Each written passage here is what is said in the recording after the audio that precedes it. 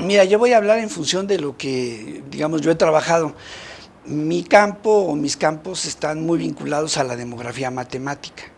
Yo considero que un campo muy importante del centro fue el trabajo de proyecciones de población, los trabajos que tienen que ver con la política de población, y sin duda alguna se han hecho avances muy importantes en la cuestión relacionada con empleo, salud reproductiva, familia, fecundidad, mortalidad, etcétera.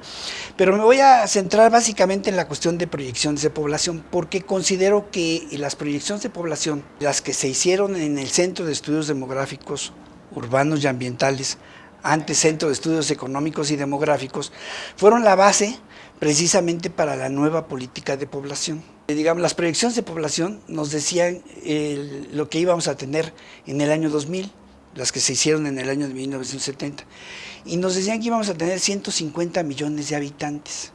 Esto llamó la atención de los políticos y en esa medida sirvió de base para un cambio precisamente en la planeación demográfica. Nuestro país durante mucho tiempo había sido un país con una política pronatalista. Habíamos perdido nuestro territorio por falta precisamente de población. Y en ese sentido, las proyecciones de población nos sirvieron como para adoptar una nueva política de población vinculada a la regulación de la fecundidad. Ha sido realmente un cambio, desde mi punto de vista, fundamental. En lugar de ser 150 millones, como decía yo hace un momento, pues fuimos 100 millones de habitantes, o sea, una diferencia de 50 millones de personas que dejaron de nacer por la política.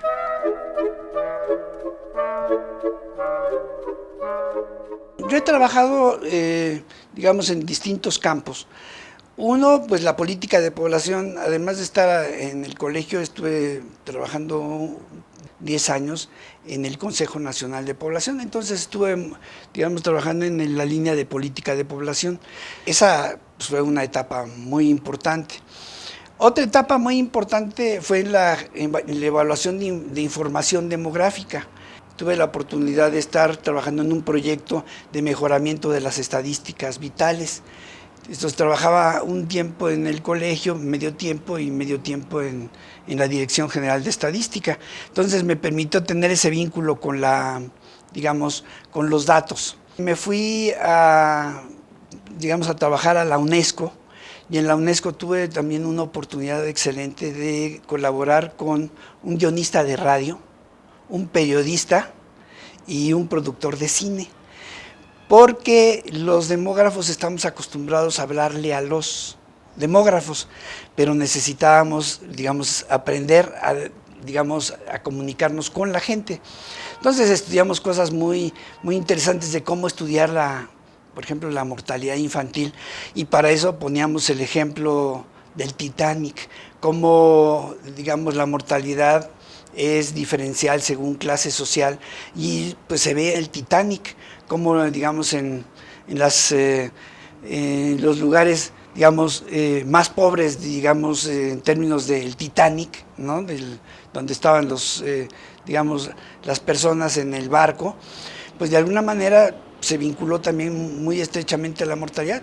Murieron más los pobres que los ricos, y murieron más los hombres que las mujeres, como ocurre en la realidad. Luego tuve un paso muy importante por algunas actividades relacionadas con los grupos indígenas. Había una preocupación de desarrollar un índice de desarrollo humano para los grupos indígenas, pero también salieron algunos trabajos de algunos proyectos que fueron muy importantes, como fue el caso de la construcción de un índice para analizar la extinción de las lenguas indígenas. Entonces, usando la demografía, pues fue fundamental para nosotros poder decir qué lenguas se estaban extinguiendo. Entonces ese fue, digamos, el uso de la demografía, pues para fines que tienen que ver con la antropología y con nuestros grupos indígenas de los que tanto hablamos.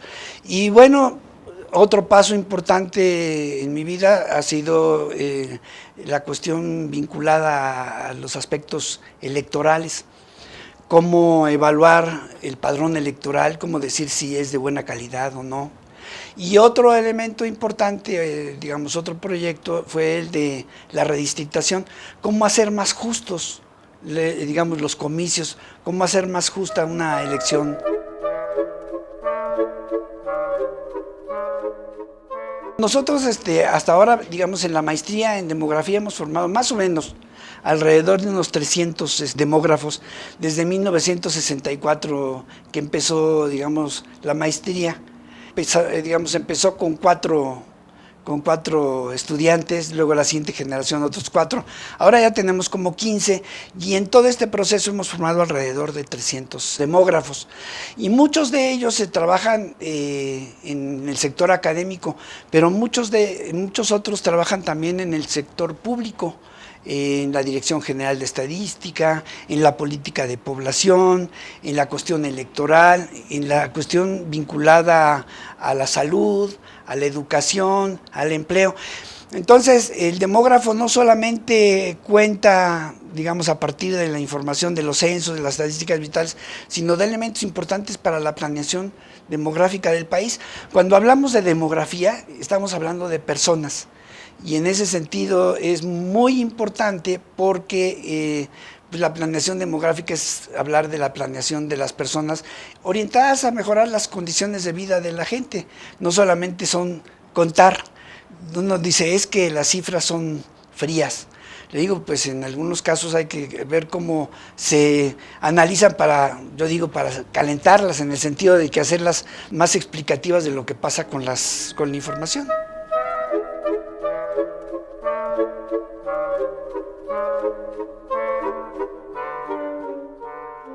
Nosotros empezamos, pero digamos también nacimos de otros, de otros centros. El Centro Latinoamericano de Demografía formó a los pioneros, ¿no? Los pioneros que luego vinieron aquí al Colegio de México y bueno, así empezamos. Yo creo que algo que hace muy bien el Colegio de México, bueno, pues es anticiparse a muchos de los problemas demográficos importantes. Uno de ellos pues va a ser el del envejecimiento demográfico, porque en los próximos 40 años la población de más de 65 años se va a multiplicar por 4. O sea, este va a ser el gran problema del país. Y también hablamos del famoso bono demográfico, de la migración internacional, que tanto se está estudiando, de la migración interna, hacia dónde dirigir la población. Se habla de las costas, pero como que, digamos, no tenemos claro una política de población en general. Entonces, algo que nosotros también hacemos es, digamos, a partir de nuestros profesores investigadores, muchos de nuestros profesores vienen de distintas universidades, de distintas instituciones, a partir de, digamos, del lugar en donde terminaron sus doctorados o sus posgrados. Hay quienes vienen de Europa, por ejemplo, que estudiaron en Francia, ¿no? Y pues ahí son muy fuertes en el análisis demográfico. Hay quienes vienen de Bélgica, que también más o menos vienen en esa misma línea, los que se formaron en Inglaterra, que también tienen una formación muy interesante en toda la cuestión del uso de técnicas indirectas.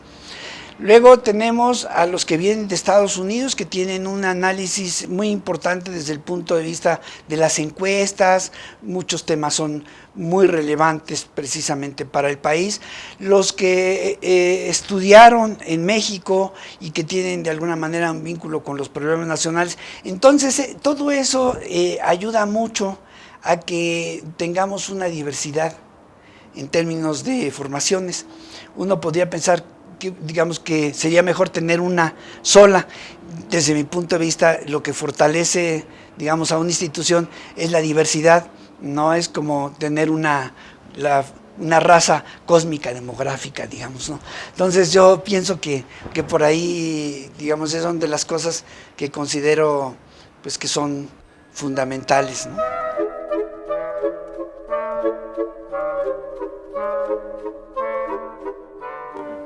Yo empecé prácticamente casi con el centro. Yo era becario, y como becario de las primeras investigaciones o de los primeros cálculos que yo hacía aquí, básicamente eran aspectos relacionados con proyecciones de población. Entonces, pues me acuerdo que trabajé en las proyecciones de la mortalidad y analizar lo que iba a pasar con la esperanza de vida. Nuestras proyecciones de población, por ahí en mediados de los 60, nosotros decíamos que íbamos a llegar a los 65, 70 años en la esperanza de vida, a lo mucho, y resulta que ya la rebasamos totalmente. Ya andamos en los 75 y muy pronto llegaremos a esperanzas de vida muy semejantes como las de que tiene ahora Japón, pues que ya andan superando los 80 años, y quizá más adelante veamos esperanzas de vida o niveles de longevidad muy parecidos a los que ahora observamos en, digamos, en personas que llegan a tener hasta 120 años de vida. Hay una señora que vivió 122 años, una francesa que vivió 122 años, le preguntaron en algún momento que por qué había vivido tanto. Y entonces ella contestó que se lo debía a 3 cosas. Dice, a mi aceite de oliva todos los días, a mi jerez todos los días y a mi habano todos los días. Pero parece que hay una variante, a su chocolate también todos los días. Entonces muy probablemente nos estamos acercando a un momento en el que las esperanzas de vida ya no van a ser de 70 años, sino vamos a estar viendo a muchos centenarios en el sentido de gente que va a vivir más de 100 años. Esa seguramente va a ser una preocupación que van a tener los demógrafos, ya no nosotros, sino nuestros estudiantes que ahí vienen, ¿no?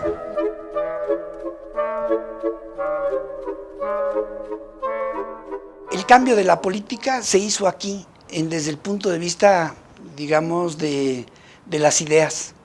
Había algunos trabajos que hacía Víctor Urquidi y Gustavo Cabrera, que hablaban mencionaba yo, de las proyecciones de población. Nosotros estábamos creciendo a una tasa de 3.5% anual, pero digamos, ¿qué significan los números? Hay una regla que dice que si uno divide 70 entre 3.5 nos da el tiempo de duplicación de la población. Entonces el tiempo de duplicación de la población 70 entre 3.5 es 20. O sea, cada 20 años la población de México se iba duplicando. En 1950 teníamos 25 millones de habitantes, en 1970 ya teníamos 50, y en 1990 íbamos a tener 100, y en el 2010 íbamos a tener 200 millones de habitantes. Así íbamos creciendo, como crece, digamos, la función exponencial o la función geométrica, aquella de la que hablaba Malthus, del crecimiento de la población de manera exponencial, 1, 2, 4, 8, 16, 32, y que es un crecimiento que a veces es muy engañoso porque es muy rápido. Es como cuando uno analiza el tiempo y uno ve las manecillas del reloj, parece que las manecillas no cambian y van cambiando. Lo mismo pasa con la población. Y por ejemplo, ahorita en el mundo, pues ya somos más de 7,000 millones de habitantes. Y cada 12 años la población del mundo aumenta en 1,000 millones. Esto viene desde 1974, éramos 4,000. Luego en 1987, 5,000. En 1999, 6,000. En el 2011, 7,000. O sea, ahí vamos teniendo un crecimiento de 1,000 millones de habitantes cada vez. Pues ese tipo de cosas hay que tenerlas muy claras desde el punto de vista de la política. Entonces el colegio en ese sentido fue muy importante como para poner alerta en ese tipo de crecimiento muy rápido. Las ideas que se tenían eran muy distintas. Por ahí en el año de 1974 se mencionaba que nuestro país, ¿verdad? Y quizá un poquito antes más bien, decíamos que nuestro país debería de seguir creciendo. Era la actitud digamos, o la posición famosa de gobernar es poblar. De alguna manera el presidente Luis Echeverría la mencionaba, no era de él, era de Alberdi, pero era digamos, la imagen, era el mensaje que se quería dar. Pero cuando se da uno cuenta de lo que pasó digamos, en términos de las cifras de proyecciones de población, eso fue una alerta muy importante para el cambio de la política.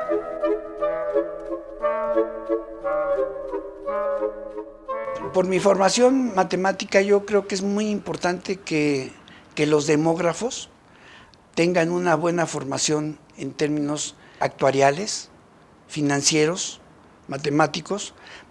Los problemas que se vienen son problemas económicos. Yo creo que es muy importante que tengan esas herramientas, ¿no? Y bueno, hay que darles esas herramientas a los estudiantes. No solamente el diagnóstico, sino cómo vincular el diagnóstico a la política. Porque el diagnóstico ya lo tenemos, ya sabemos muchas cosas que van a pasar y que ya no las podemos detener, ¿no? Es como un barco que va navegando en el mar, que si se detienen las máquinas continúan navegando en el mar. Y si quiere uno girar, ¿verdad? Pues continúa navegando y no puede cambiar rápidamente. Lo mismo pasa con la demografía. La demografía no puede cambiar rápidamente, lleva un proceso y ese proceso hay que tenerlo muy claro. Entonces hace falta tener ese tipo de herramientas y las herramientas que nos permitan entrar también a trabajar con los distintos sectores. Por ejemplo, educación.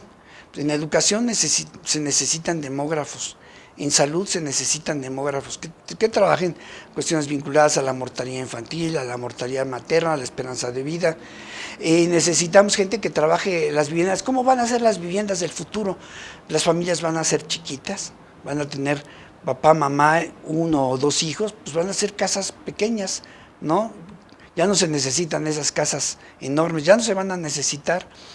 Luego, pues en términos del empleo, necesitamos saber hacia dónde dirigirnos.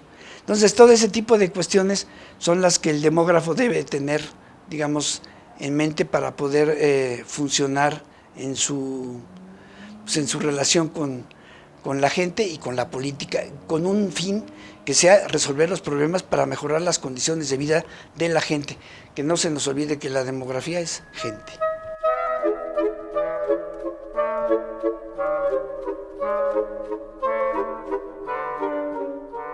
Sí, yo creo que algo que no hemos hecho los demógrafos y que tenemos que hacer es divulgar lo que hacemos. Pero a veces nos escondemos en los números y a veces nos escondemos en las teorías y mucha gente ese tipo de cosas no las capta. Yo he estado viendo el programa de Cosmos, ¿no? Que ahora pues ya se tiene una nueva reedición y que a mí me tocó ver también el de Carl Sagan.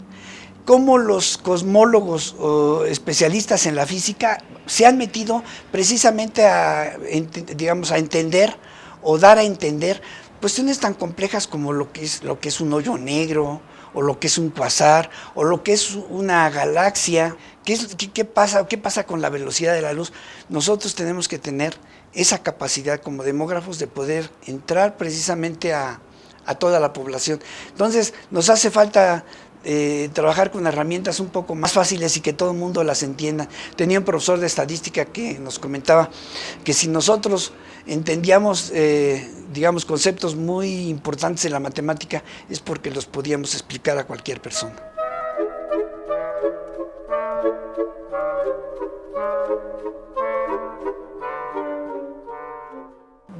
Hay muchas cosas que van a tener que analizarse muchísimo. Un gran tema es el del envejecimiento, como lo mencionaba, porque sabemos que vamos a tener 4 veces más de población de 65 años en 40 años. Ya lo tenemos. Eso no hay cómo cambiarlo. Eso es un hecho. Sabemos los números. Lo que no sabemos es lo que hay detrás. Por ejemplo, pues vamos a tener familias muy distintas. Vamos a tener pues muchas, generaciones. Vamos a tener los tatarabuelos, los abuelos, los padres, los hijos, y a lo mejor hasta 5, no lo sé. Pero por la esperanza de vida al nacer que está creciendo muy rápidamente y que va a continuar creciendo, no la vamos a detener. Lo más importante también va a ser vivir más, pero vivir bien, en mejores condiciones de salud. Otras cosas que van a pasar es que la mujer va a vivir más que el hombre. Esto se observa. La esperanza de vida de las mujeres es más elevada que la de los hombres, como 5 años.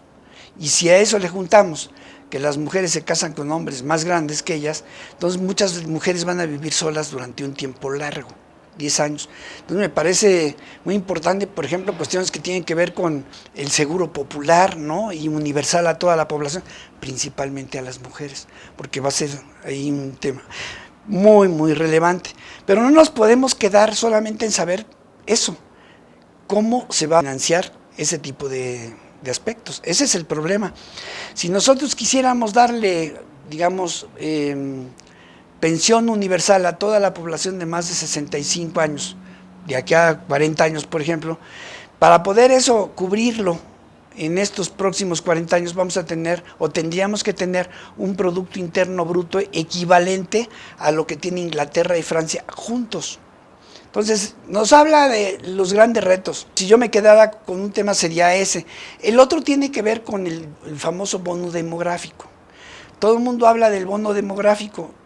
Yo creo y espero que no se convierta en pagaré, porque vamos a tener a un gran número de personas jóvenes que si no tienen trabajo, no tienen educación, pues entonces no van a tener condiciones para poder apoyar ese bono demográfico, porque el bono demográfico tiene sentido si la gente o los jóvenes tienen empleo.